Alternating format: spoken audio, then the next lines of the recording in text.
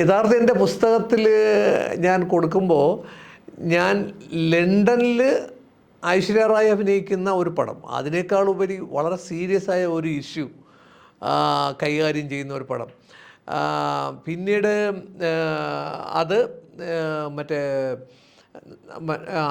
Jack മുദ്ര, പിന്നെ നമ്മുടെ ഒരു മലയാളി സിനിമാറ്റോഗ്രാഫറാണ് അതിൻ്റെ ക്യാമറ കൈകാര്യം ചെയ്യുന്നത്. അപ്പോൾ അതൊന്ന്.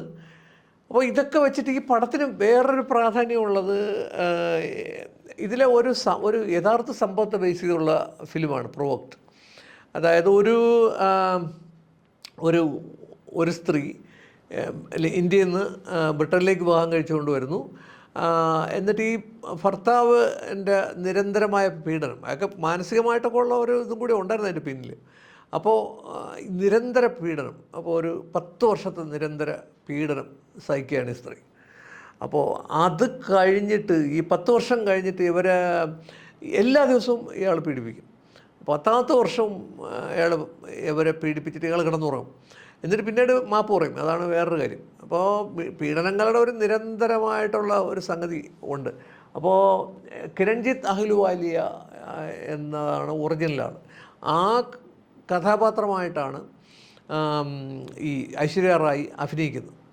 അപ്പോൾ ആ അത് എൻ്റെ ഒരു കണക്ഷൻ എങ്ങനെയാണെന്ന് വെച്ചാൽ, കലാകൗമുദി വാരികയിൽ ഞാനത് എനിക്ക് 1984 ആണെന്ന് തോന്നുന്നു, അതിൽ ഡേറ്റ് കൃത്യമായിട്ട് ആ പുസ്തകത്തിലുണ്ട്.